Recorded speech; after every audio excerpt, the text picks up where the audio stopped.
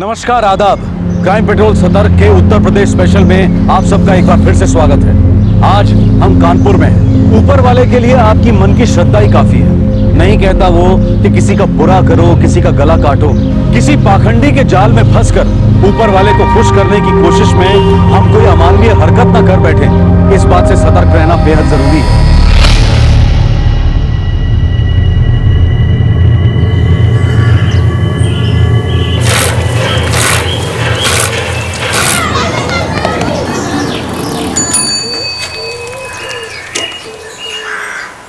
यो मास्टरनी जी, आज बच्चा लोगों को पढ़ानी नहीं जाओगी का? हुआ बच्चों लोग यहाँ छुट्टी है, अपने अपने घरे गए।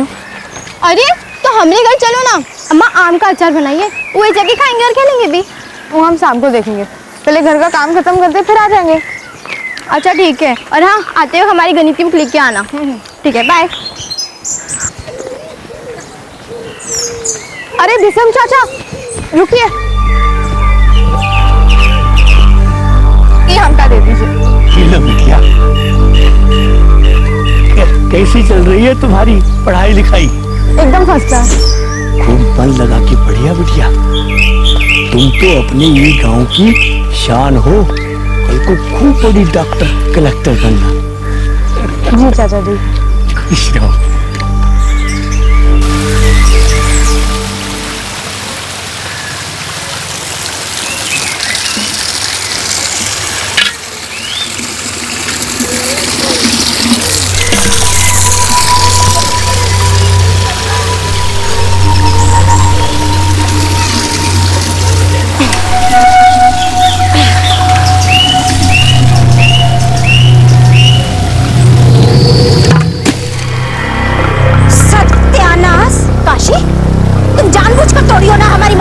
बबली, हम जानबूझ के तोड़े हैं?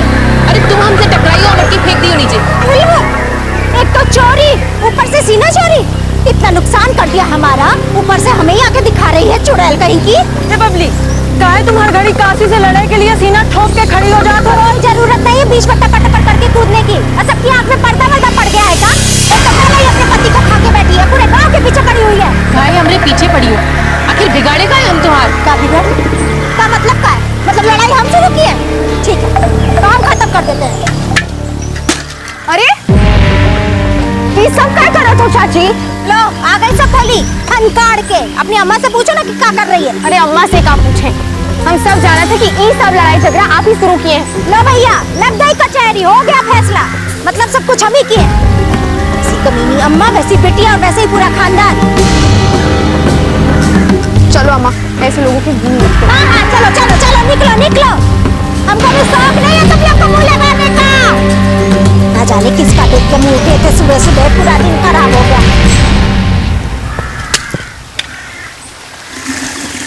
देखो देखो, एक तो चोरी ऊपर से सीना जोड़ी, एक नंबर की नौटंकी बाज है ये बबली।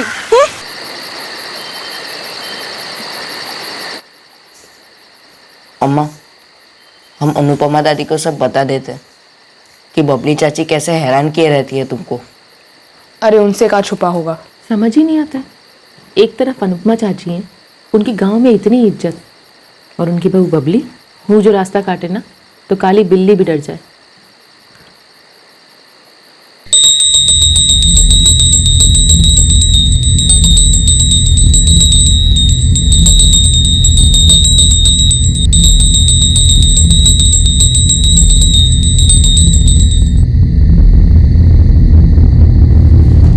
लो हरि प्रसाद, और चिंता करने की जरूरत ना है, इस बार फसल अच्छी होगी। स्वयं देवी माँ की कृपा है तुम पर।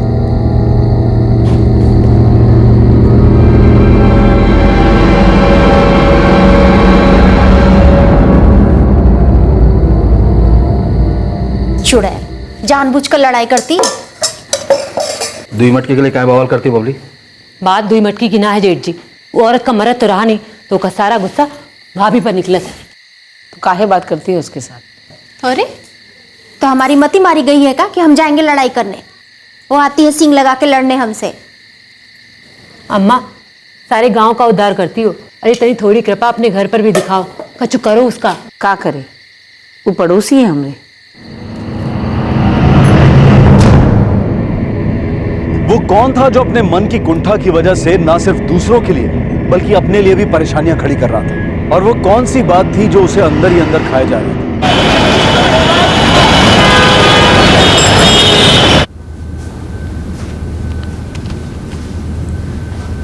नहीं श्याम, बबली मां नहीं बन सकती। मैडम जी, गलती किसका है? इसमें गलती तो किसी की भी नहीं है। कई बार ऐसा होता है, कुछ लोगों के यहाँ आसानी से बच्चे नहीं हो पाते। इसका मतलब ये नहीं है कि इसमें आपकी या बबली की कोई भी गलती है।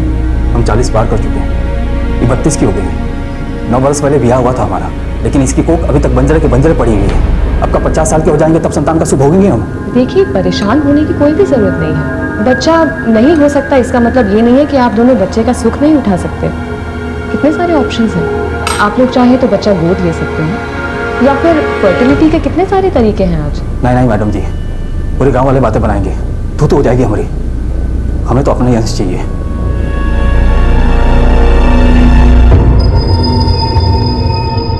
उसको हम कहते हैं, क्या कहते हैं उसको हम? सजी। और जो हिलता नहीं है, जो ऐसे ही पड़ा रहता है, ये क्या है? इले बिटिया, साक्षी बिटिया, तू इतनी होशियार कैसा नहीं रे? सारा ब्रह्मांड का ज्ञान है तुम। चाची, ये बच्चों लोगों को पढ़ाकर ना मन को बहुत संतोष मिलता है। सो तो है, देखना बड़ी होकर तू डॉक्टर ही बनेगी। हम भी वही चाहते हैं। अगर अम्मा का आशीर्वाद रहा तो जरूर बनेंगे। चलिए हम चलते हैं। चल, खुश रहो बिटिया। तो बाजू वहाँ का कर यहाँ काटो, यहाँ बोलो तो ठीक से चला रे। नमस्ते मामा जी। नमस्ते नमस्ते। कैसी है बेटी? ठीक है। और बेजोर अम्मा ठीक है? ठीक है। ये ले तेरी अम्मा के लिए, तेरे बापू के खेत की इस महीने की कमाई। और अम्मा से कहना कि हम इतवार को मिलेंगे।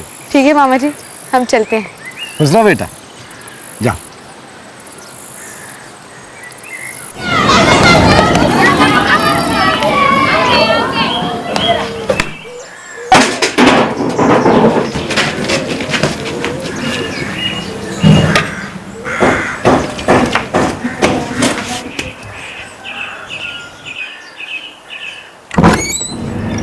क्या कर रहा है? चोरी करने आया है? हम चोर नहीं है, हमारी गेंद लेने आए हैं। खड़ा हो जरा, गेंद लेने आया है? तेरी अम्मा ने भेजा है ना हमारी साड़ी चुराने के लिए? हाँ? मम्मी अम्मा को कुछ नहीं कहो। अच्छा, हम भी मारेंगे। मारा आया अम्मा वाला, मार के तो दिखा। पूरे गांव से ना पिटवाया ना तो हमारा नाम बबली ने। चल तो, चल तेरी अम्मा के पास लेकर चलते हैं। चल चल चल, बहुत दिमाग खराब हो रखा है। चल तो, छोड़ दो, दुखत है। अच्छा, चोरी करते वक्त नहीं दिख रहा था, अब कान खींच रहा तो समझ में आ रहा है। हाँ चाची छोड़ दो। दिख रहा है, दिखाया। अरे क्या कर रही हो? पगला गई हो क्या? तुम्हारी लड़ाई हमारे साथ में है, हमारे बच्चों को बीच में बस घसीटो। अरे तो रखो ना अपने घर के अंदर अपने बच्चों को, कहाँ भेज दिया हमारे घर में चोरी करने के लिए? अरे कहाँ हुआ विजय? हम बैट बॉल खेल रहे थे तो हमारी गेंद चाची के बरामदा में चली गई। हम जब गेंद लेने गए चाची हमें मारने लगी। अरे लकवा मारे तुम्हारी जबान को, झूठ का बोल रहा है? सच सच काहे नहीं बोलता कि हमारे घर में घुसा था चोरी करने के लिए? बस बहुत हो गया चाची, आप लोग अपनी हद में रहिए, आप ही के लिए ठीक होगा। तो भैया मास्टराइन जी डांट रही हैं हमको। मारोगी का? 4 अक्षर पढ़ लिए तो हमको सिखाओगी तुम? संभाल के रखो अपने भाई को, अगली बार दिखा हमारे घर में ना तो हाथ पैर तोड़ के तब भेजेंगे, याद रखना। चलिए निकलिए यहाँ से। हम अपने बड़ों का अपमान नहीं करते, लेकिन आप जैसी गंदी सोच वालों को हम तो का कोई भी सम्मान नहीं दे सकता। बार बार आकर हमारी अम्मा को परेशान करती हो। ए लड़की, जोर मत आजमाना, हम पे बता दे रहे हैं, वरना बहुत महंगा पड़ने वाला है। चलो भीतर, आइंदा यहाँ मत खेलना।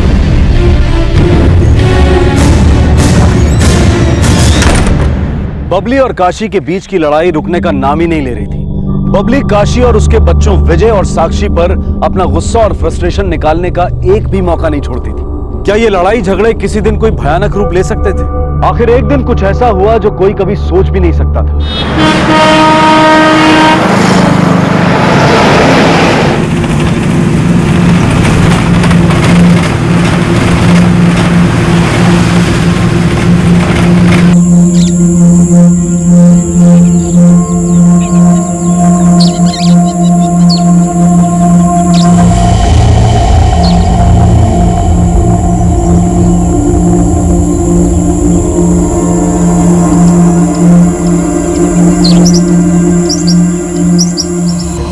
सूर्याय नमः स्वाहा, ओम मंगलाय नमः स्वाहा, ओम बुधाय नमः स्वाहा, ओम कालवाय भैरवाय नमः स्वाहा, ओम जगत परमात्मने स्वाहा।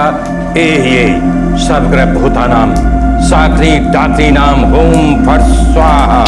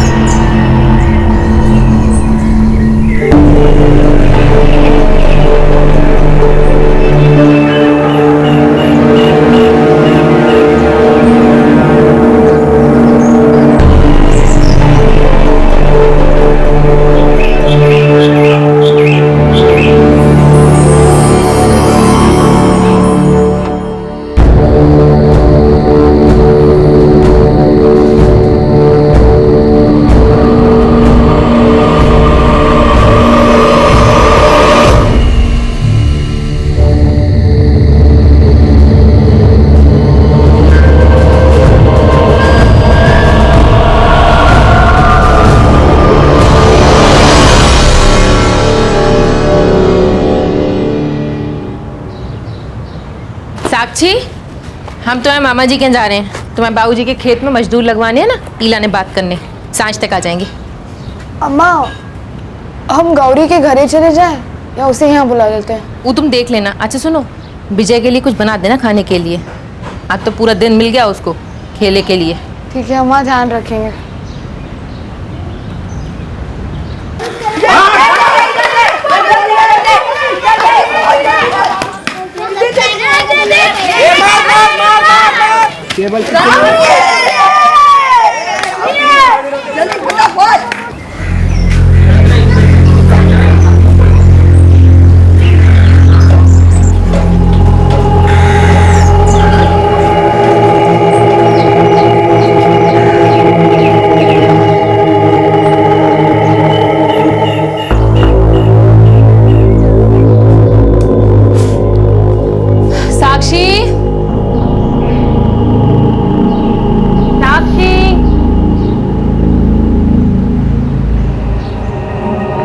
साक्षी, साक्षी, साक्षी, साक्षी, साक्षी। ए सुनो, गुड्डुआ की अम्मा साक्षी को देखियो। साक्षी, साक्षी, इधर दे, दूसरा ले रहा है। विजय, विजय। हाँ माँ। साक्षी कहाँ है? नहीं मालूम अम्मा, हम दोपहर में ही आए रहे। गौरी भी थी घरे में।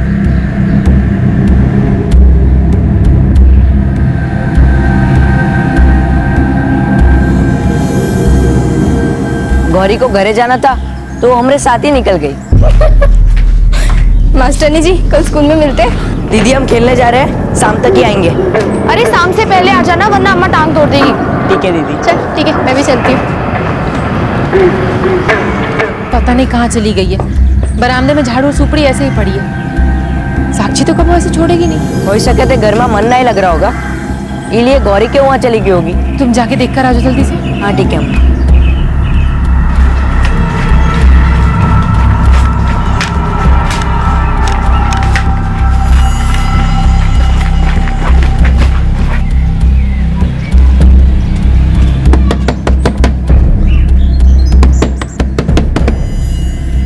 गौरी दीदी, साक्षी दीदी आई का?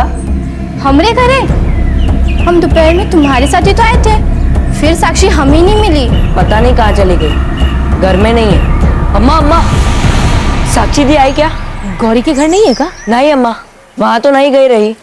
कहीं मामा के घर तो नहीं गई? मामा के घर से तो हम खुद ही आ रहे हैं।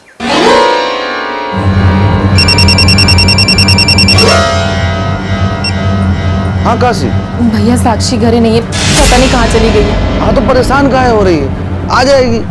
कौन काम से गई होगी, हो सकता है बच्चे को पढ़ावे को गई हो। अरे आज इतवार है, बच्चे लोगों की छुट्टी होते, और गौरी के घरे भी नहीं है। विजय देख के आया है। तो अभी समय कहाँ हुआ है, 6:30 ही तो बजे हैं। कोई आसपास गई होगी, आ जाएगी, तू घबरा मत।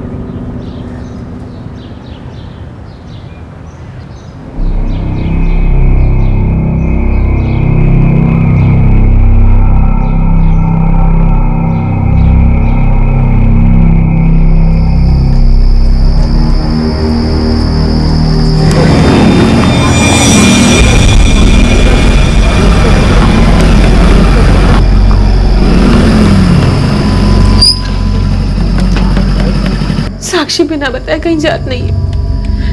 हमारा तो दिल बहुत घबरा रहा है। विजय, साक्षी ने कुछ बताया था क्या? कोई बकाया काम हो या पढ़ाई का काम? ना मामा जी, ऐसा तो कुछ ना बताया था। गौरी दीदी आई थी और वो हमारे साथ ही अपने घरे चली गई और हम खेलने चले गए। फिर हम साक्षी दीदी को ना देखे। भैया कुछ करिए ना, हमारी जान सूख रही है, घबराहट हो रही है। कुछ गलत तो नहीं हो गया ना?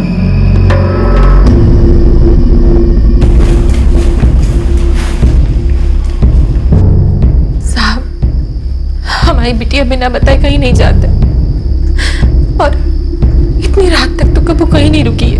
अब गांव इतना बड़ा भी ना है साहब, कोई ढूंढने से ना मिले। अरे कहीं लड़के वड़के के चक्कर तो नहीं है? पता चलो उसके साथ भाग गई और तुम लोग इधर उधर ढूंढ रहे हो। नहीं साहब, साक्षी बहुत पढ़े लिखे वाली लड़की है, बहुत ही समझदार है, वो ऐसा नहीं करेगी। पूरा गांव जानता है साहब, साक्षी बहुत ही भोली भाली और समझदार लड़की है। पढ़ाई का बहुत शौक है इसको। अपने बाबू के ना रहने के बाद घर को इसने ही संभाला, बच्चन लोगों को भी पढ़ाती है। सुबह तक देख लो, हो सकता है कहीं गई हो, रात होने की वजह से वहीं रुक गई हो। पर साहब, आज तक वो ऐसा कभी की नहीं है। ठीक है, आप उसका फोटो दीजिए, हम उसे ढूंढना शुरू करते हैं। काशी, तुम चिंता मत करो, आ जाएगी साक्षी। विजय, तुम भी कुछ खा लो और अपनी अम्मा को भी कुछ खिलाओ। अभी हम जाते हैं, भोर में फिर आएंगे।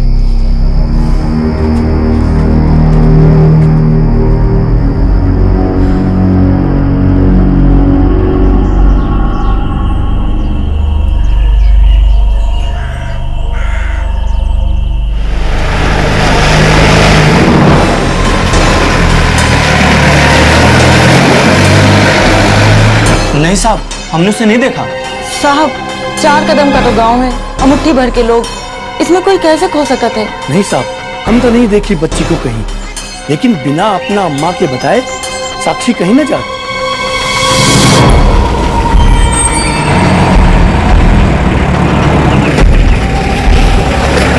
नहीं साहब, साक्षी हमको कुछ नहीं बताया कि वो कहाँ जा रही है। साक्षी तुम्हारी सबसे अच्छी सहेली थी ना? जी साहब। कोई लड़का वड़का था क्या जिसको पसंद करती और भाग गई साथ में? नहीं साहब, कौन लड़का नहीं था। साक्षी हमारे साथ ही स्कूल आती जाती थी, वो ये सब नहीं कर सकती।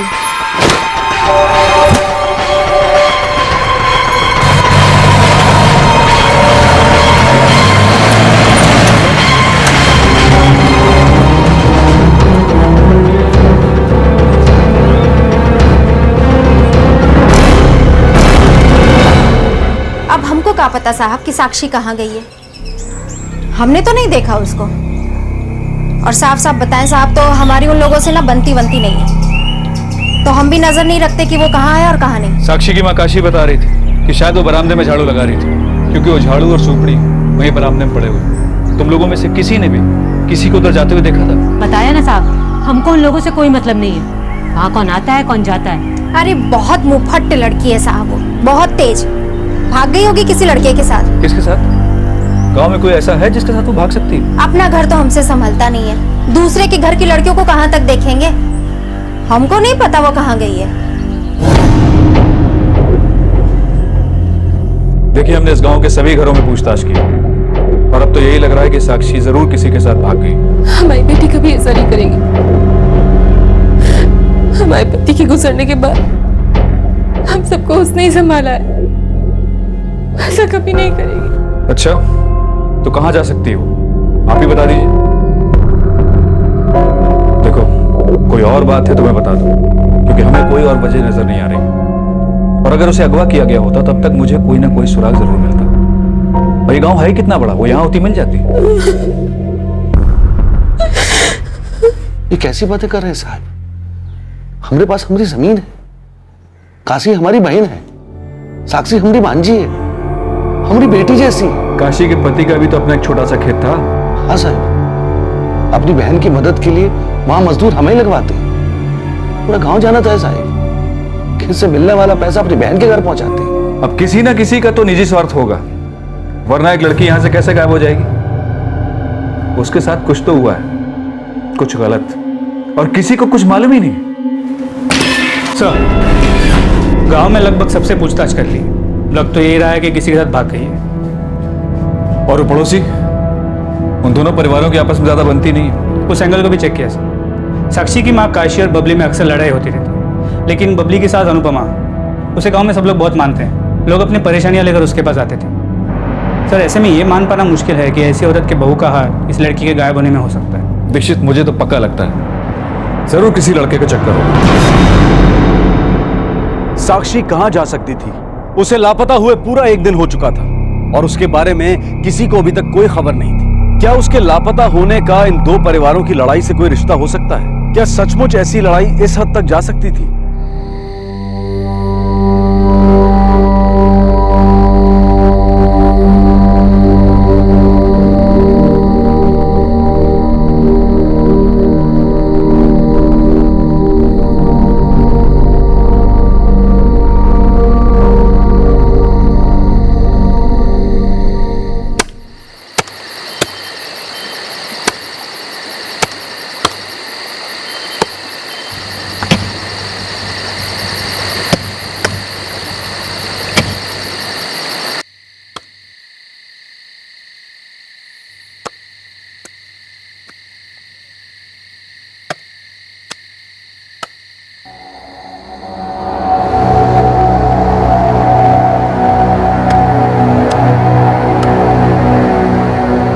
अम्मा, लगता है घर के पिछवाड़े कोई कुछ खुदाई कर रहा है।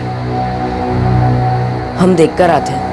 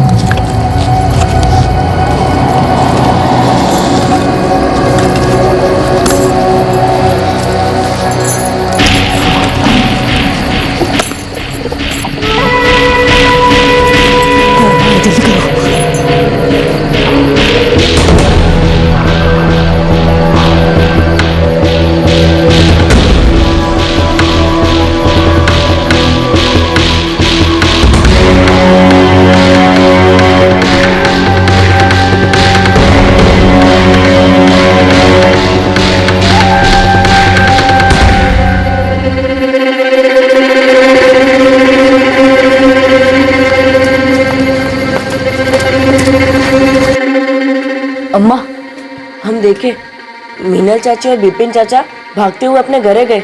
उनके पास खुदाई का सामान था और कुछ खुदे भी थे वो।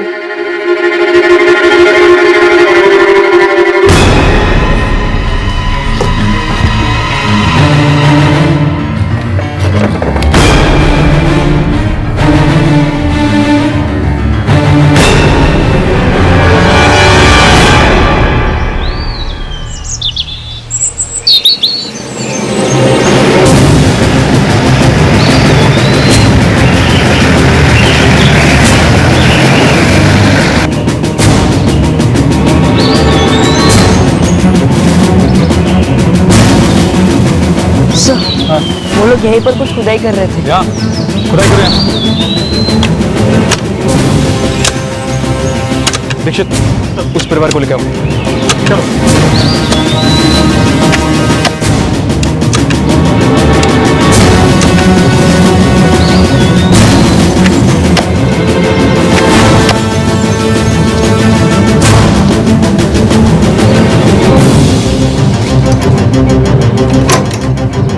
हमारे लोगों को सारे बस अड्डे और रेलवे स्टेशन पे भेज दो।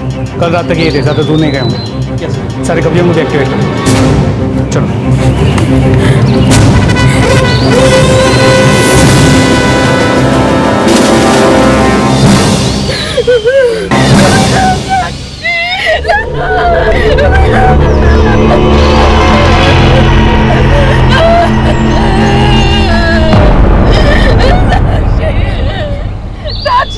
लाश को बाहर निकालो।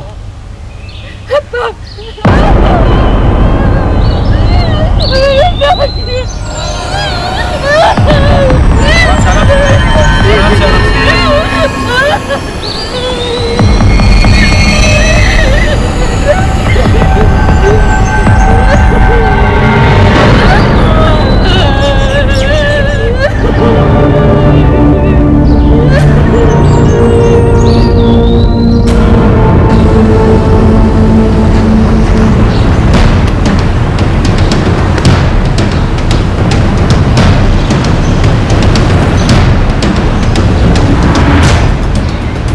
साहब लोग इधर ही है, बस अड्डे पे पूरे सामान के साथ। रोक के रखो, मैं भी एक टीम भेज रहा हूँ। साले बस अड्डे पे उठा के पुलिस स्टेशन लो।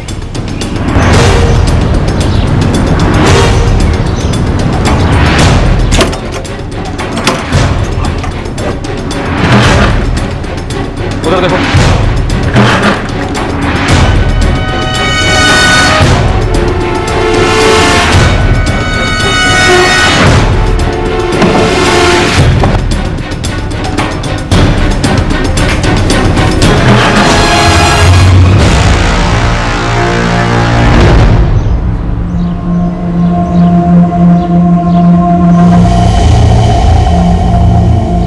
ये सब क्या है?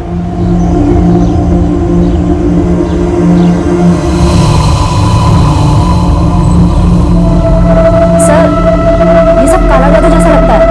ये सब इन लोगों ने सिर्फ दुश्मनी की वजह से किया है या फिर कोई और बात है?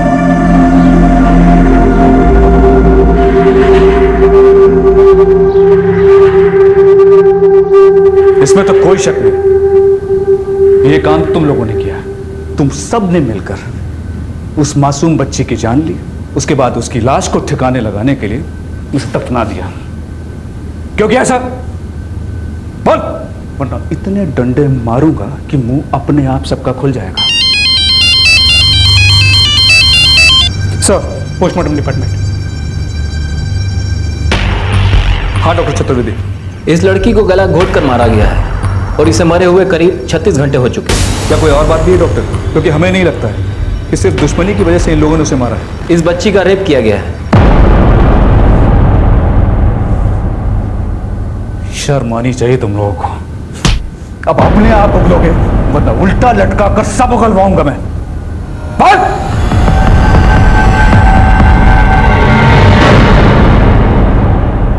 जो बात सामने आई वो थी एक औरत, उसके पति और उसके परिवार की घिनौनी कहानी। जिन लोगों का मन कुंठा से ग्रसित था और अपना फ्रस्ट्रेशन उन लोगों ने 16 साल की मासूम बच्ची पे निकाला। उन्होंने गुस्से में आकर अपनी समस्या के समाधान के लिए एक बहुत ही अमानवीय तरीका अपनाया।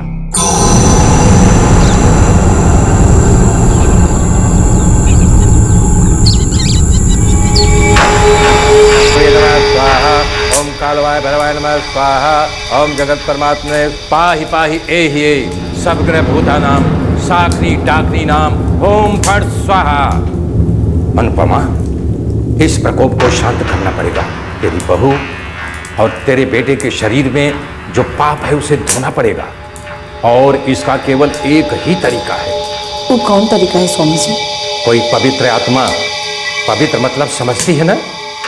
पवित्र आत्मा का स्पर्श तेरे बेटे के शरीर से होगा तो उसका पाप धुल जाएगा।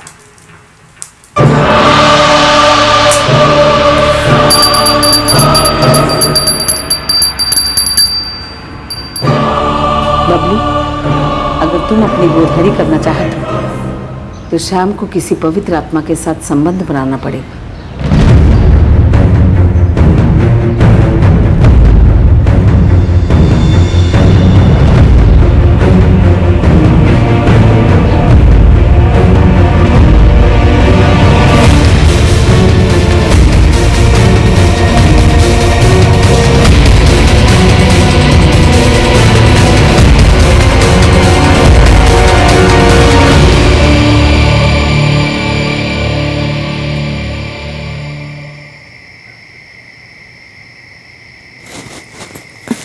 उठो, उठोगे? क्या हुआ? उठो तो पहले। एक लड़की है। कौन? साक्षी। इसे तुम हमको बिल्कुल नहीं पसंद। बाकी एक बात तो हम पूरे यकीन से कह सकते हैं कि वो पवित्र है। मास्टरनी जी, कल स्कूल में मिलते हैं। दीदी हम खेलने जा रहे हैं, शाम तक ही आएंगे। अरे शाम से पहले आ जाना, वरना अम्मा टांग तोड़ देगी। ठीक है दीदी। चल ठीक है, मैं भी चलती हूँ।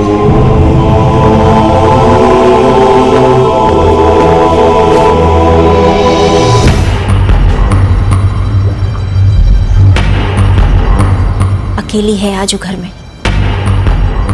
कहाँ सोच रहे हो? यही सही मौका है। विपिन और मिनल को कुछ मालूम है? चिंता मत करो, हम समझा देंगे। अरे नहीं, हमें इस सब पछड़े में न डालिए, हमें क्या लेने देना इससे। और जो हम इस काम के तुम्हें पैसे दे तो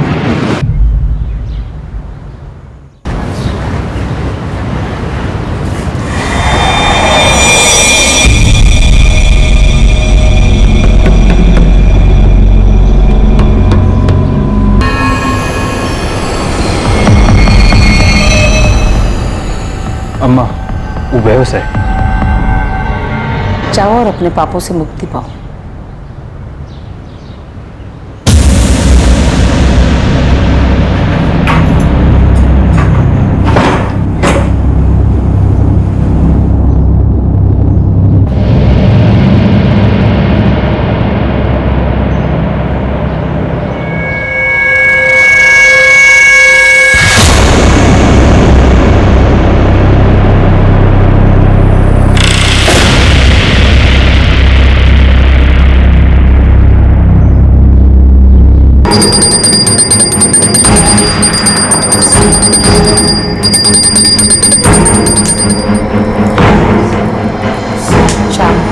बबली, अपने पाप धोने की विधि पूरी करो।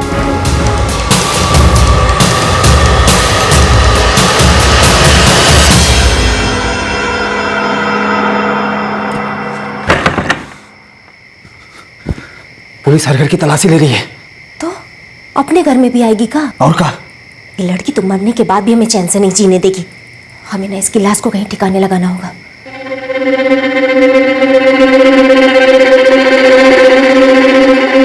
मीनल, तुम लोगों को लाश ठिकाने लगानी होगी। पुलिस सबसे पहले सब तुम्हारी भाभी पे करेगी, कैसे कि इसकी बनती नहीं थी ना उसके साथ। हाँ, लेकिन हम कहाँ छुपाएंगे? पीछे जमीन में गाड़ दिए, किसी को कुछ पता न चले।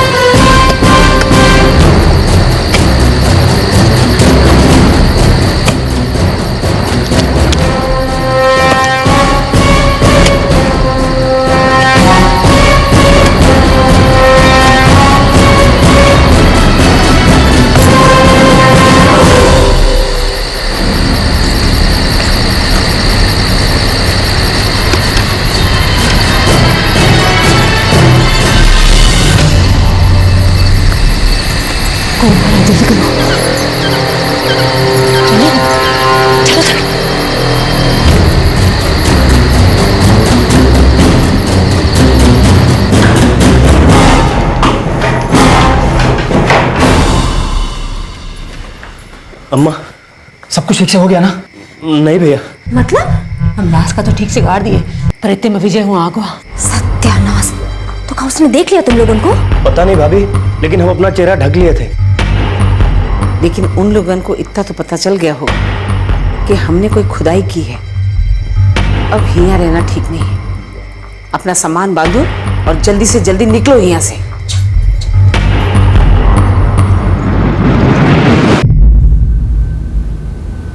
कितना गंदा दिमाग है तुम सबका। और तुम तो मां हो ना, ये पूरा गांव तुम्हें मान देता है, इज्जत करता है, और तुमने अपने इशारे पे सब करवा दिया। किसी औरत की कोख उजाड़ कर तुम्हारी बहू अपनी कोख कैसे भरेगी? एक मासूम लड़की के साथ इतना घिनौना काम करके तुम सबने मिलकर उसे मार डाला। दुश्मनी के हमने बहुत से केसेस देखे, लेकिन इतना घिनौना और अमानवीय केस पहली बार देखा।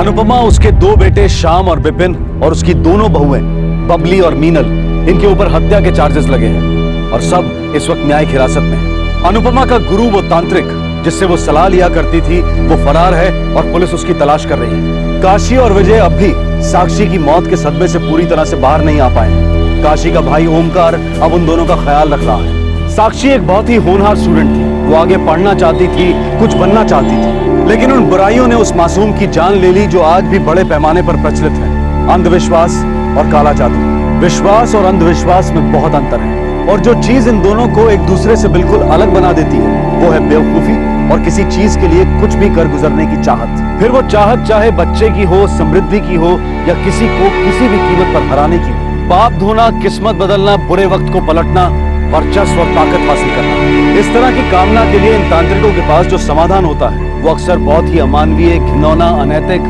और अपराधजनक साबित होता है। इस तरह की अमानवीय घटना किसी एक धर्म या देश तक सीमित नहीं है, बल्कि पूरी दुनिया इस तरह के घिनौने अपराधों से जूझ रही है, क्योंकि ऐसे लोग पूरी दुनिया में भरे हुए हैं जिन्हें पता ही नहीं चलता कि कब वो भगवान की पूजा करते करते उससे डरने लगे, और इस डर से बचने के लिए वो कुछ भी करने को तैयार है। ऐसे ढोंगी बाबा और उनके अमानवीय तरीके नए नहीं हैं।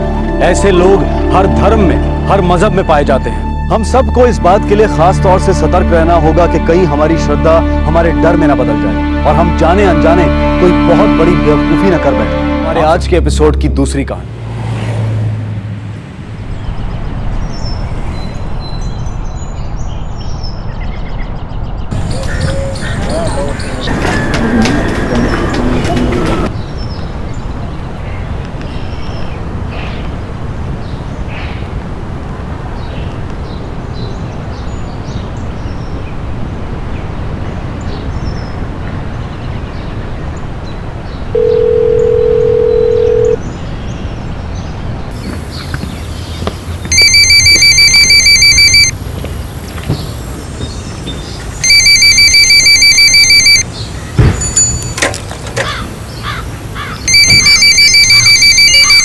हेलो, किसका नंबर है ये?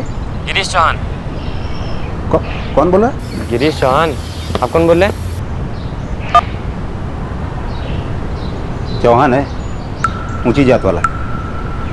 ये बात मालूम थी तुम्हें ज्योति? और आशा तुम्हें पता थी ये बात? नहीं, बस बाजार से लौटते वक्त उसने एक दो बार हम लोगों को घर छोड़ा था। देखो ज्योति, दूर रहना उस लड़के से, बताए दे रहे हैं।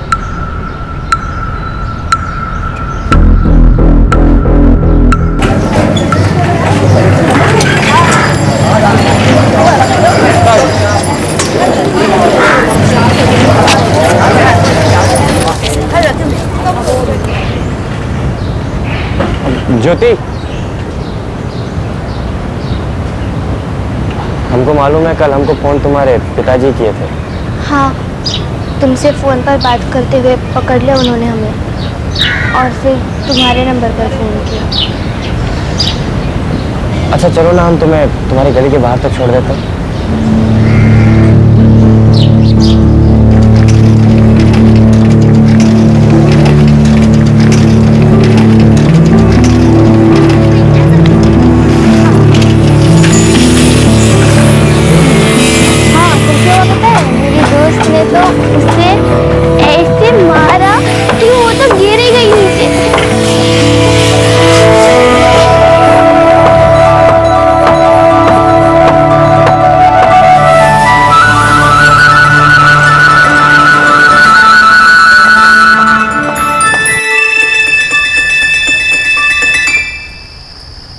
हमारी बात भेजे में घुस गई ना ज्योति?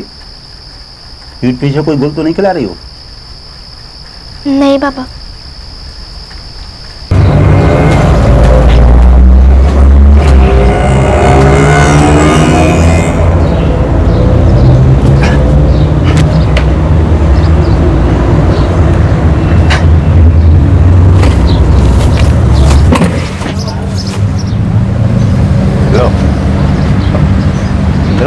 ये क्या ललित भाई? हाँ, एक बोरी का 5।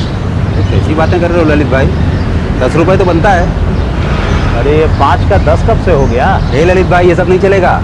10 रुपए बनता है, पूरे 10 रुपए दो। और छोटा आदमी समझ के शोषण मत करो हमारा, समझे?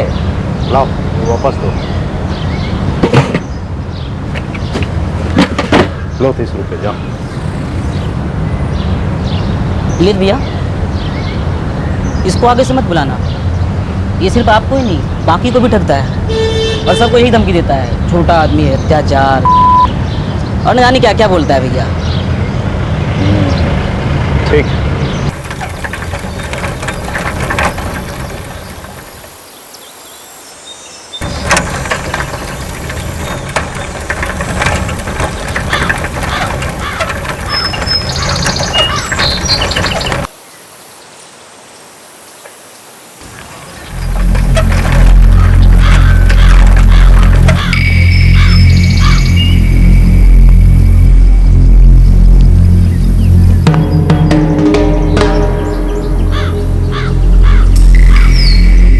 पिताजी से मिली चेतावनी के बावजूद भी ज्योति ने गिरीश से मिलना बंद नहीं किया।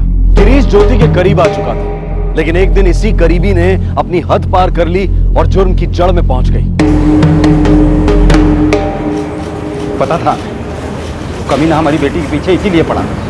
बहुत समझा है साहब कि चौहान ऊंची जात वाला है, मत पड़ो उसके चक्कर, खेल रहा है तुम्हारे साथ। लेकिन नहीं मानी साहब। बेटा क्या किया था इस गिरीश चौहान ने तुम्हारे साथ? कहाँ ले गया था तुम? कोई हॉस्टल बता रही थी साहब। कहाँ ले गया था बेटा? और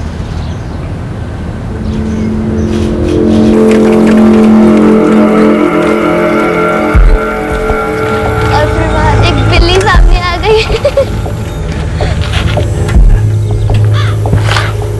ज्योति, हमें हॉस्टल में हमारे दोस्तों के पास कुछ काम है, तुम भी साथ में क्यों नहीं चलती? ज्यादा समय नहीं लगेगा, फिर हम तुम्हें तालाब ले जाएंगे और फिर घर छोड़ देंगे। ठीक है। चले? अरे आओ, यहीं पे ही है।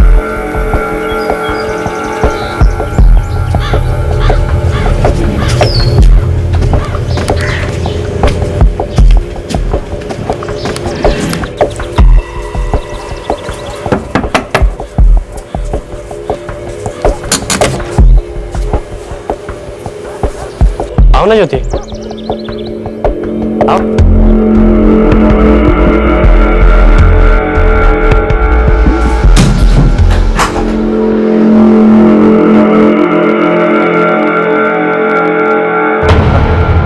ज्योति, ये हमारे दोस्त हैं और ये ज्योति है। आओ ना ज्योति, हम साथ में बैठते हैं, कुछ अच्छा वक्त बिताते हैं। रोते रोते घर आई, अपनी माँ को बताया 3 लड़के थे, बलात्कार किया इसके साथ। अब हम छोटी जात में पैदा हुए हैं, इसका मतलब ये नहीं कि ऊंची जात वाले हमें इंसान ना समझे। हमारे साथ, हमारे बच्चों के साथ जो मन में आए करते रहे। साहब हम गरीब जरूर हैं, लेकिन हमारी भी इज्जत है, मुश्किल से पेट पालते हैं। साहब होंगे चौहान, होंगे ऊंची जात वाले, लेकिन हम छोड़ेंगे नहीं। हमारी बच्ची को बहुत कुछ सहना पड़ा है साहब।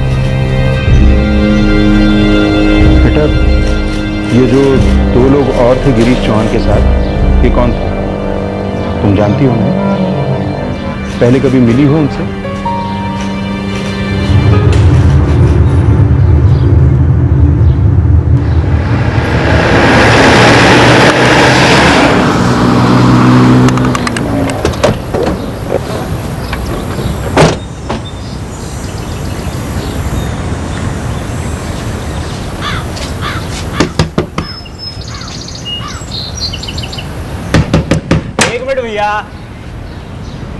जी गिरीश चौहान जी, वो हमारा छोटा भाई है।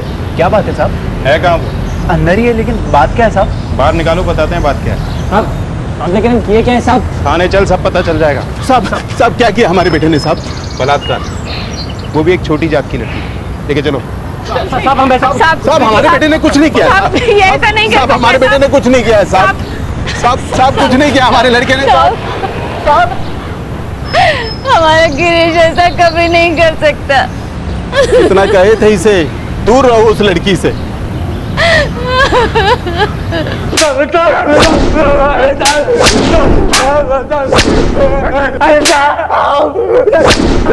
साहब ज्योति हमारी दोस्त थी साहब, उसके साथ ऐसा वैसे कुछ नहीं किया साहब।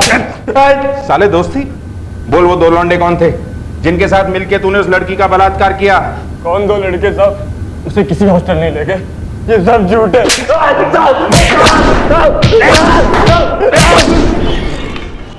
साहब तुम लोग कितनी भी मेहनत करो, तुम्हारा लड़का माफी के लायक नहीं है।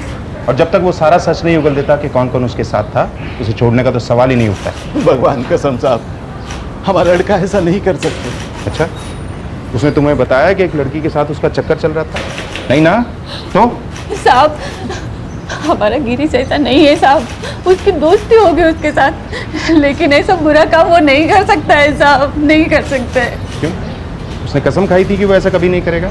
परवेज FIR बना, देख IPC 376 रेप, वो भी एक छोटे जात की नाबालिग लड़की के साथ। शेड्यूल्ड ट्राइब्स और कास्ट पर अत्याचार की धाराएं भी डाल, ताकि सपने में भी जमानत की ना सोच सके।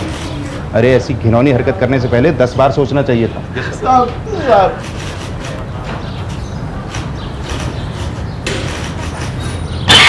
सर, मेडिकल रिपोर्ट के मुताबिक रेप की पुष्टि नहीं हो पाई है और जोर जबरदस्ती के कोई निशान भी नहीं मिले। केस दर्ज हो चुका है परवेज, जांच तो हमें करनी होगी। सिर्फ मेडिकल रिपोर्ट को आधार बनाकर हम नहीं बैठ सकते, क्योंकि लड़की नाबालिग है और छोटी जात की भी है। ऐसा करते हैं, लड़की के बयान के आधार पर जांच शुरू करते हैं। चलो हॉस्टल चलते हैं।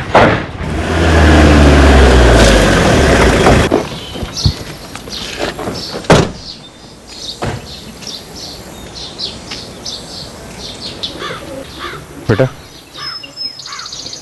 हमें उस कमरे में ले चलो जहां उन लोगों ने सब किया था।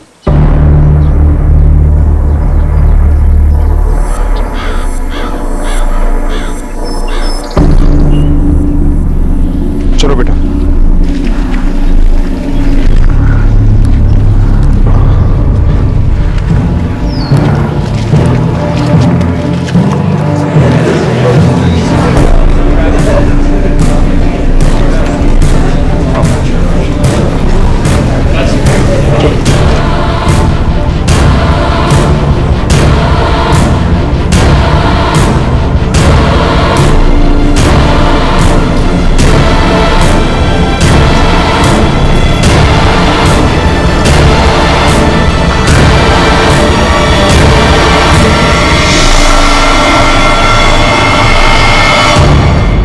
हर लड़के का रिकॉर्ड हमारे रजिस्टर में है। ऐसा होना बहुत मुश्किल। इसे देखो, ये था वो। ठीक है, तुम जाओ। तुम आओ, इसे देखो। जाओ, तुम आ जाओ। इसको देखो बेटा।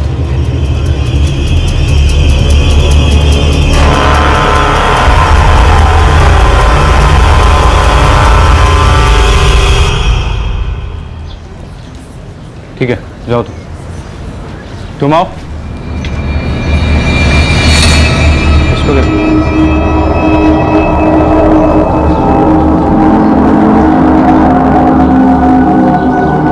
तुम आ जाओ। इसको देखो। सर बस यही लड़के हैं जो यहाँ रहते हैं, बाकी नीचे की मंजिल तो पूरी खाली है। तो जरूर किसी ने अपना कमरा दिया होगा इस्तेमाल करने के लिए। सर, सबसे बात की, लेकिन गिरीश चौहान को कोई नहीं जानता। सर, हमारी समझ में नहीं आ रहा है कि यहाँ ये सब कैसे हुआ, और किसी ने भी तो ऐसा कुछ देखा सुना नहीं। बेटा, यही हॉस्टल था। साहब, 14 साल की मासूम बच्ची, उन कमीनों ने इसका फायदा उठाया, और अब इसे ही साबित करना पड़ेगा कहाँ हुआ, किसके साथ हुआ, क्या हुआ।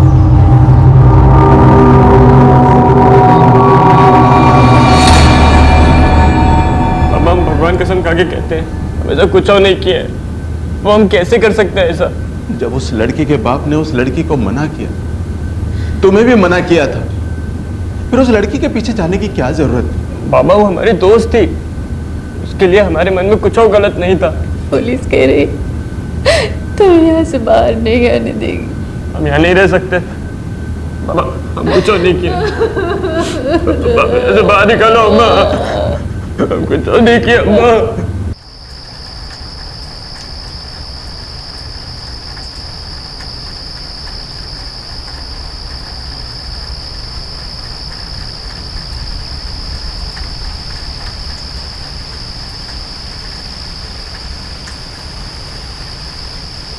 पुलिस गिरीश चौहान के साथियों की तलाश में थी। गिरीश चौहान पे दबाव बढ़ता जा रहा था, लेकिन वो लगातार यही कह रहा था कि ना तो उसने और ना ही उसके किसी दोस्तों ने ज्योति के साथ कुछ भी किया। और फिर एक और ऐसा झटका लगा जिसने गिरीश के परिवार को बुरी तरह से झकझोर कर रख दिया।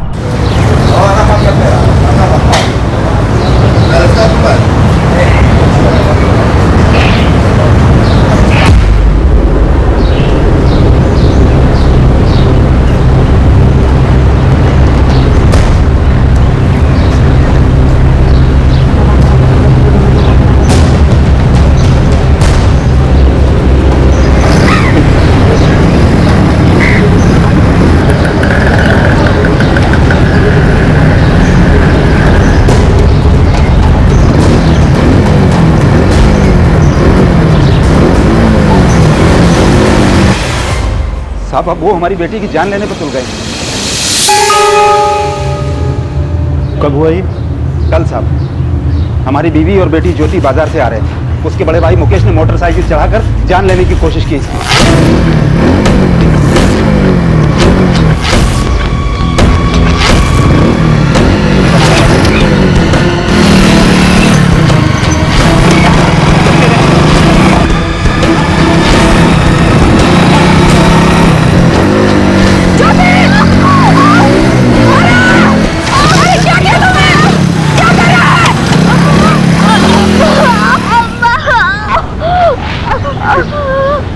और कितना जुल्म करेंगे हम पर साहब।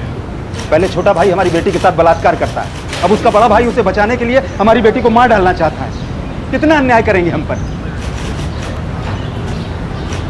साहब साहब नहीं साहब साहब हमने कुछ भी नहीं किया साहब। साहब जाने दो साहब। साहब कह रहा हूँ साहब वो लोग हमसे कोई पुरानी दुश्मनी निकाल रहे हैं। जाने दो साहब। सोच कर रहे हो तुम? अपने बेटे को जमानत नहीं दिलवा सके तो लड़की को मरवा के केस बंद करवा दोगे? नहीं सोमनाथ, अब तो तुम और भी गहरे दलदल में फंसोगे। तुम्हारे इस बेटे पे हत्या की कोशिश का इल्जाम लगेगा। आई बात समझ में?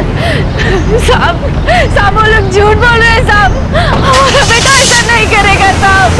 साहब हमने ऐसा कुछ नहीं किया साहब। वो लोग हमको फंसा रहे हैं साहब।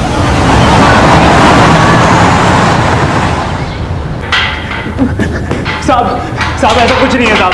परसों तो बाजार गया था ना? बाजार? हाँ साहब वो हमारा रोज का रास्ता है, लेकिन इसका ये मतलब तो नहीं कि हम बेफजूल किसी को भी टक्कर मार दें। किसी को भी? अरे ये वही लड़की है जिसका तुम्हारे भाई ने रेप किया था, और तुम्हारा उसे टक्कर मारने के पीछे मकसद एकदम साफ था।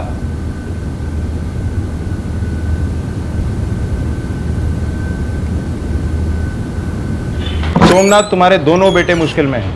एक ने रेप किया है और अपने साथियों के नाम भी नहीं बता रहा है, और दूसरा गंभीर चोट पहुंचाने, हत्या की कोशिश के इल्जाम में गया अंदर। लेकिन साहब दोनों ही अपराध गंभीर हैं, छोटी जाति के खिलाफ किए गए अपराध। तुम तो जानते हो इसके कानून कितने सख्त हैं, छोटी जात के खिलाफ अन्याय करना। और तुम्हारे बेटों ने एक बार नहीं, दो बार ये अपराध किया है। साहब वो लोग ऐसा नहीं कर सकते साहब। ये सब अदालत में बोलना, हालांकि वहां तुम्हारा हारना तय है। हम तो बस तुम्हें आगाह करना चाहते हैं कि सपने में भी उस परिवार को परेशान करने का मत सोचना।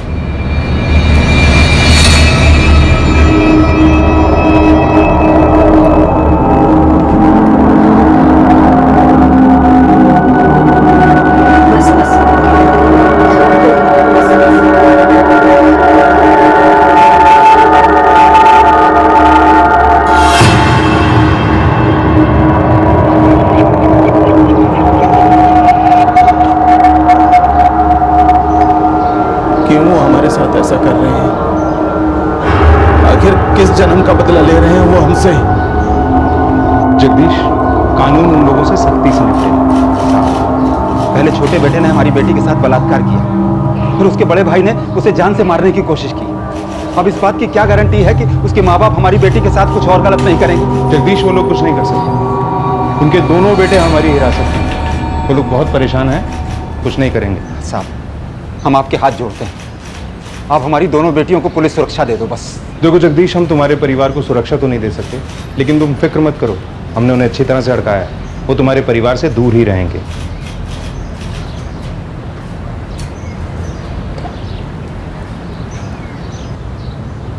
वो हमारे परिवार को ऐसे बर्बाद नहीं कर सकते। हमारे बेटों के साथ ऐसा नहीं कर सकते वो।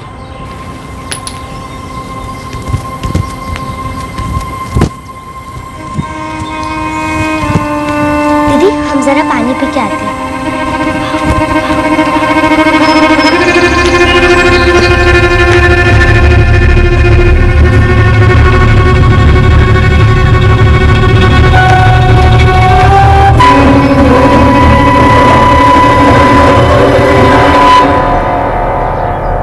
जगदीश अपनी बेटियों को लेकर काफी डरा हुआ था, खासकर ज्योति को लेकर जो पहले ही काफी कुछ झेल चुकी थी। और फिर एक दिन उसका ये डर सच साबित हो गया। क्या? साहब रात भर हमने पूरे गांव में ढूंढा, हमारी बेटी कहीं नहीं मिली। कब हुआ ये? वो प्रीति के साथ घर से बाहर खेल रही थी तब। प्रीति पानी पीने घर के अंदर गई, तब ज्योति बाहर अकेली थी। फिर प्रीति जब बाहर आई तो ज्योति वहां नहीं थी। दीदी!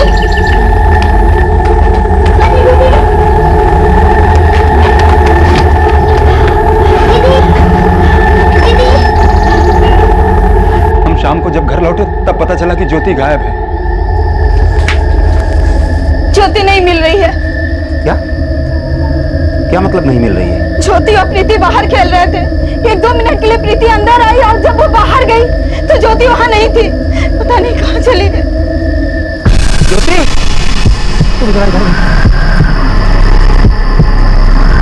ज्योति ज्योति ज्योति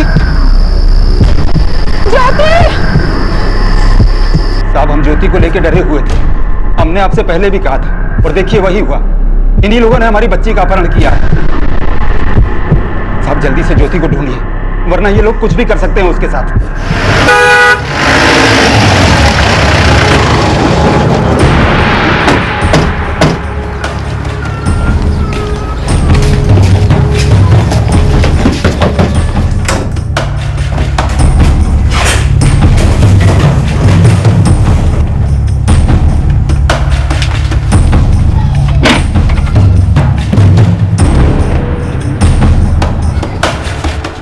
साहब ये क्या साहब, हम पर इल्जाम लगाए जा रहे हैं। सोमनाथ ज्योति कहाँ है? किधर छुपाया उसे? हम अपने दोनों बेटे को छुड़ाने की कोशिश में लगे हैं। इस हालत में क्या हम ऐसी हरकत करेंगे? ज्योति कहाँ है वो बता दो सोमनाथ। उसका अपहरण करके कुछ नहीं मिलेगा तुम्हें। अगर सोच रहे हो कि कुछ रुपए निकलवा लोगे और अपने बेटों को छुड़वा लोगे या जगदीश को मजबूर कर दोगे केस वापस लेने के लिए, तो ये गलत फहमी दिमाग से निकाल दो अपने। ऐसा कुछ नहीं होगा, उल्टा और फंस जाओगे तुम। बोलो कहाँ है? क्या मजाक है साहब, हमने कुछ नहीं किया है।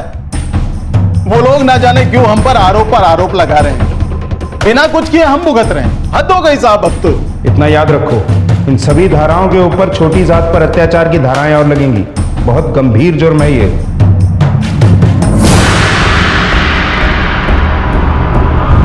गांव का एक एक घर छान मारो। जी सर।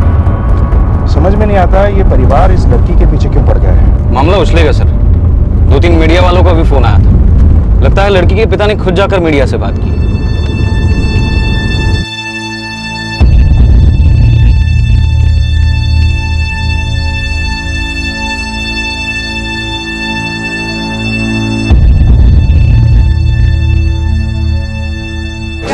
जैसे कि आप देख रहे हैं इस समय हम ज्योति के घर के बिल्कुल सामने खड़े हैं। ज्योति जो इतनी कम उम्र में एक के बाद एक इतने घिनौने अपराधों का शिकार बन गई। पहले उसका बलात्कार हुआ, बाद में आरोपी के भाई ने उस पर जानलेवा हमला कर दिया और अब उसका अपहरण हुआ। पुलिस ने इन सारी बातों को लेकर चुप्पी साधी है। कानून की खिल्ली उड़ाने की सारी हदें पार हो गई और अभी हमें जानकारी मिली है कि कुछ नेता ज्योति के पिता जगदीश और उसके परिवार से मिलने आ रहे हैं इन लोगों का सपोर्ट करने के लिए। हम उनसे ये पूछना चाहेंगे, जब इन अपराधों को खुलेआम अंजाम दिया जा रहा था तब ये लोग कहाँ थे?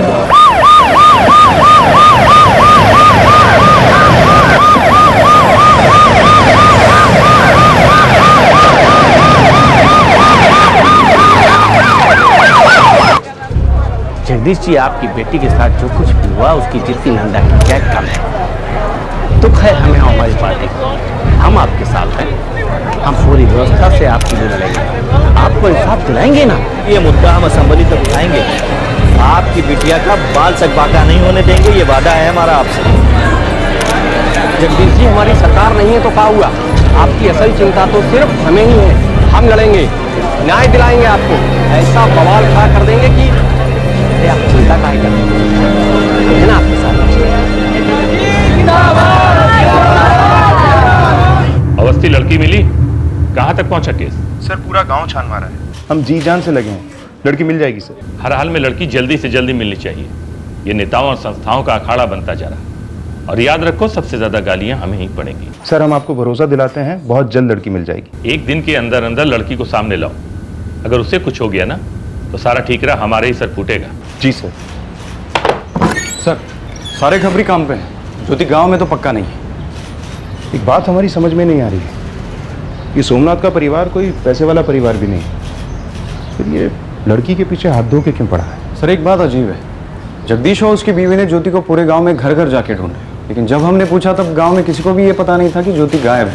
तो फिर इन्होंने ज्योति को ढूंढना कहा था और किसी ने जबरन ज्योति को ले जाते हुए भी नहीं देखा।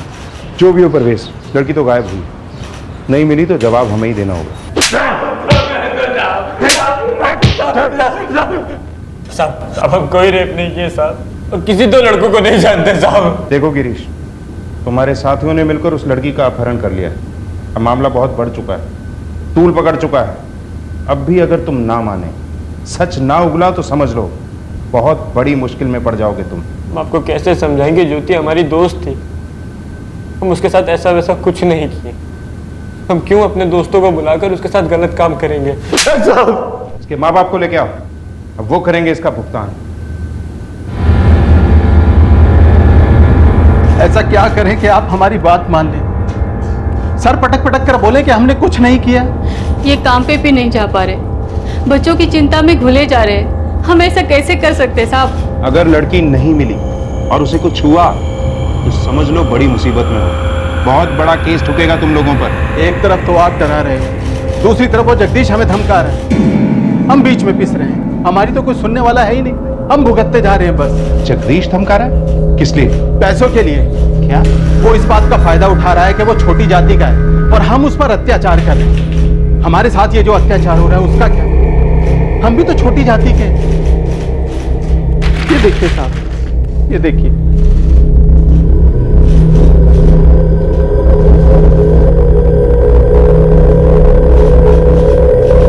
हमारे बेटे गिरीश के पकड़े जाते ही वो हमारे पास आया था, पैसे मांग रहा था। बहुत लंबे टाइम के लिए जेल में जाएगा तुम्हारा बेटा। अगर तुम चाहते हो कि हम केस वापस ले लें तो फौरन 4 लाख रुपए का इंतज़ाम करो और दे दो। क्या? रेप का चार्ज है, बहुत बड़ी मुसीबत में फंस जाएगा तुम्हारा लड़का। अब उसने कुछ किया ही नहीं तो मुसीबत कैसी? मर निकल जाएगी जेल में। सोच लो, एक ही रास्ता है तुम्हारे पास। बड़ा बवाल खड़ा करूँगा ना कि मुसीबत के दलदल में फंसते ही चले जाओगे तुम। हमारे पास पैसे नहीं है देने के लिए। ठीक है, जैसी तुम्हारी मर्जी। एक लड़का तो सड़ रहा है जेल में और जो दूसरा बाहर खुला घूम रहा है ना, इसको भी फंसा देंगे। और याद रखना, ये बात किसी से कहना मत।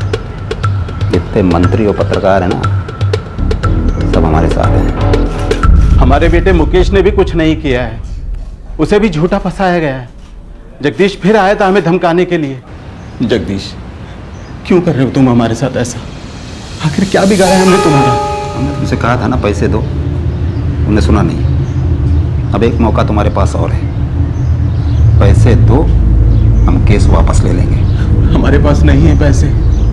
हमारे बेटे ने तुम्हारी बेटी से सिर्फ दोस्ती की, इसकी इतनी बड़ी सजा मत दो हमें। भाषण मत ठोको, पैसे दो नहीं तो झेलो। मुसीबतें दिन दूनी रात चौगुनी बढ़ती चली जाएंगी, कम होने वाली नहीं है। वो जगदीश हमें लगातार ब्लैकमेल कर रहा है और हम ऐसे जुर्म की सजा भुगत रहे हैं जो हमने कभी किए ही नहीं।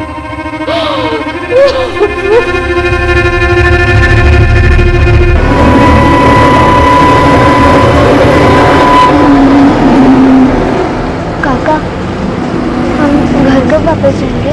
जल्दी बेटा, तुम्हारे बाबा का भी फोन नहीं आया ना, उनका फोन आते ही तुम्हें घर छोड़ देंगे। ठीक है? खाओ खाओ, बिस्कुट खाओ।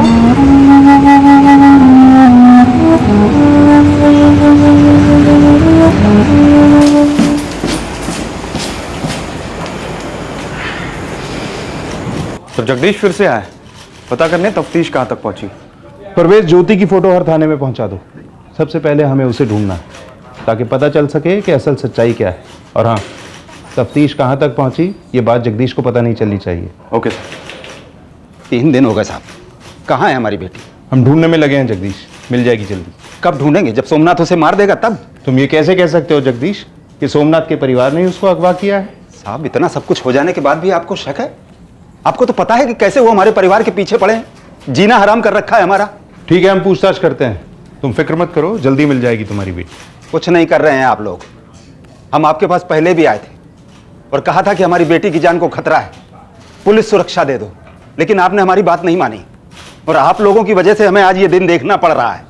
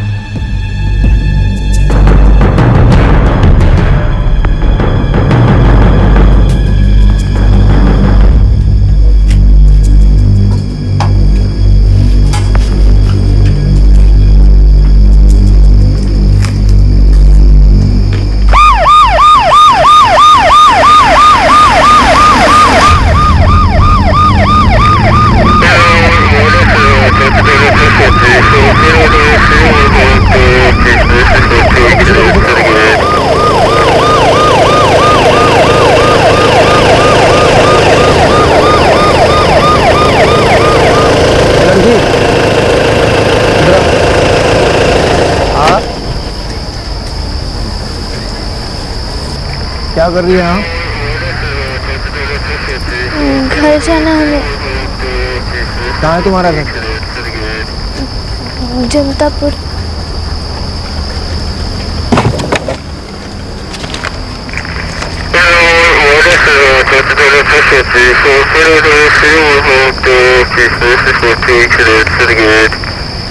तुम्हारा नाम ज्योति हलजर है ना? ज्योति जिस आदमी के साथ रह रही थी उसके साथ भटकते भटकते वो तंग आ चुकी थी। आखिरकार वो अपने घर जाने के लिए भाग निकली और गश्त कर रही पुलिस को वो रास्ते में मिली। कई अपराधों की सच्चाई का खुलासा अब होने ही वाला था।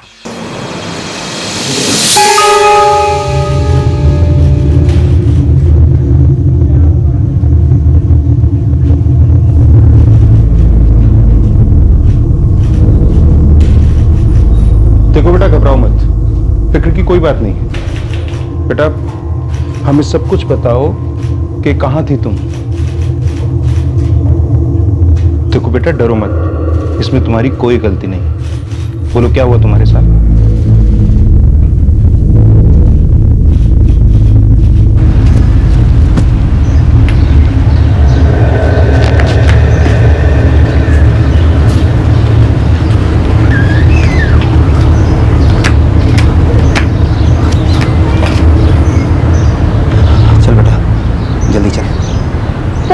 अरे हमने बोला ना, चल जल्दी कर।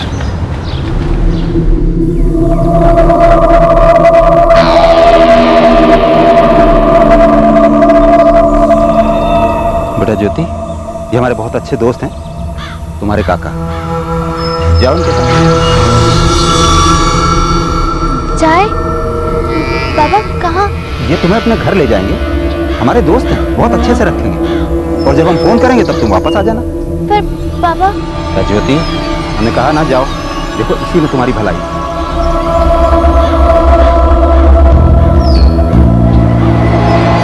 तो तुम्हें तुम्हारे बाबा ने अपने दोस्त के पास भेजा था?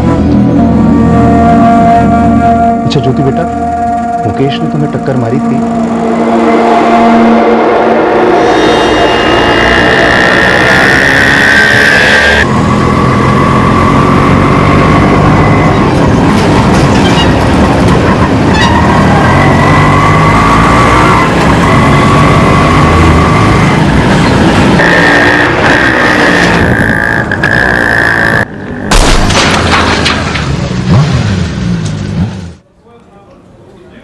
बेटा ये चोट तुम्हें रिक्शा के एक्सीडेंट में लगी थी? मतलब मुकेश ने तुम्हें टक्कर मारी ही नहीं, जैसे पहले तुम्हारे बाबा ने कहा था। बेटा गिरीश ने गलत काम किया तुम्हारे साथ, तुम्हें हॉस्टल ले गया था वो, क्या उसके दोस्त भी थे वहां?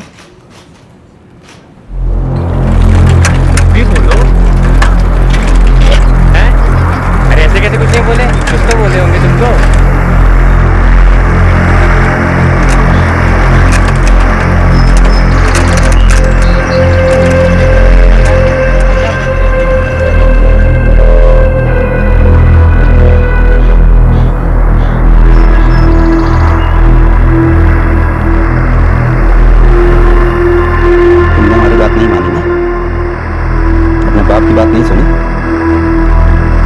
जैसा कहेंगे तुम वैसा ही करोगी, समझ गई? अभी हम पुलिस चौकी चलेंगे, वहां गिरीश और उसके परिवार को अच्छी तरह सबक सिखाएंगे। और अब हम जैसा कहेंगे और जो करेंगे तुम चुपचाप वही करोगी, वरना तुम्हारी खैर नहीं है।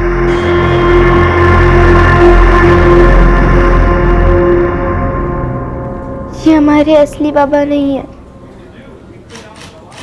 हम नहीं जानते हमारे असली बाबा का क्या हुआ। लेकिन जब इन्हें हमारी और गिरीश की दोस्ती का पता चला, इन्होंने हमें बहुत डराया, धमकाया, उससे दूर रहने को कहा। हमें इनसे बहुत डर लगता है। ये गिरीश के भी घर गए थे, उसके परिवार वालों से झगड़ा किया, लेकिन हमें गिरीश अच्छा लगता है, इसलिए हम उससे मिलते रहे। और ये बात उन्हें पता चल गई। तुम्हारे बाबा ने जहां तुम्हें भेजा था वो कौन था? हम नहीं जानते, लेकिन वो आदमी बिल्कुल अच्छा नहीं था।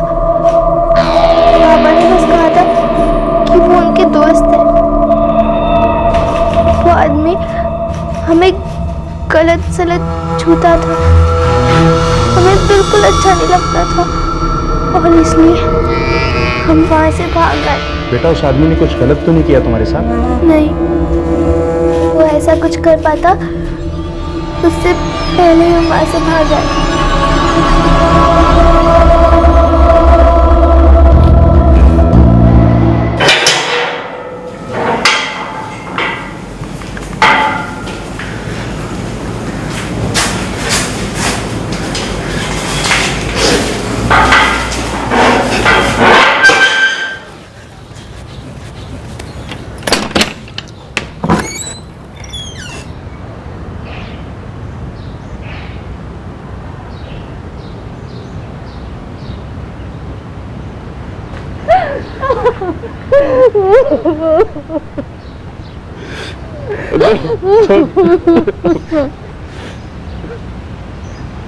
ज्योति मनगढ़ंत कहानी बक रही है।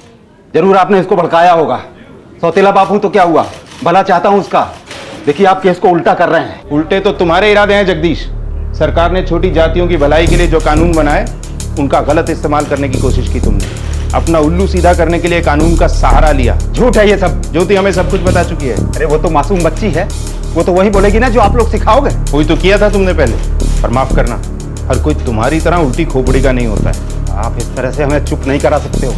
आप लोग अपना काम ठीक से नहीं कर रहे हो। एक मासूम बच्ची को गलत सलत पट्टी पढ़ाना अच्छी बात नहीं है। हम उसके बाप हैं और एक छोटी जात के आदमी का शोषण करना इतना आसान नहीं है। छोड़ूंगा नहीं, देखना आप ऊपर तक जाएंगे। हमारी लड़ाई चलती रहेगी, सब जानता हूं मैं।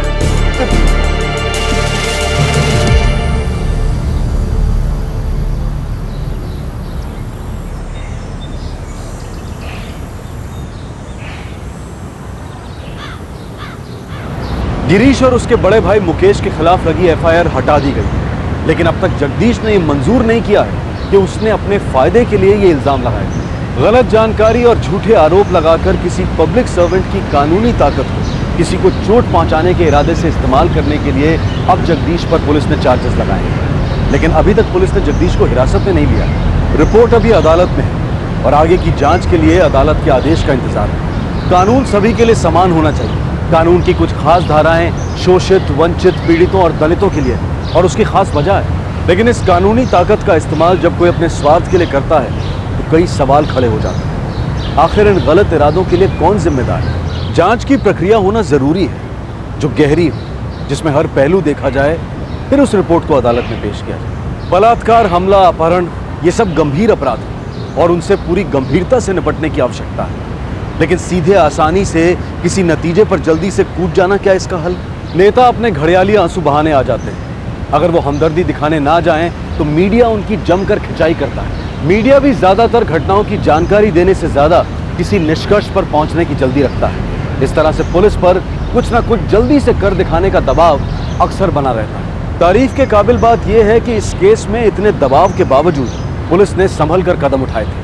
जो तस्वीर सामने आई वो उम्मीद से एकदम अलग थी। सिर्फ सुनी सुनाई बातों से और हमें जो दिखाया जा रहा है उस आधार पर किसी भी नतीजे पर पहुंचने की जल्दी से हमें बचना चाहिए, क्योंकि जो सुनाया दिखाया जा रहा है असलियत उससे बिल्कुल अलग हो सकती है। इरादे एकदम उल्टे हो सकते हैं। हम आपको बता दें कि कल यानी शनिवार को क्राइम पेट्रोल सतर्क का एपिसोड टेलीकास्ट नहीं होगा। आपसे फिर मुलाकात होगी क्राइम पेट्रोल सतर्क के अगले एपिसोड में परसों यानी कि रविवार रात 9 बजे। तब तक अपना ख्याल रखें, सुरक्षित रहें और याद रखें, सही वक्त, सही कदम, सतर्क रहें।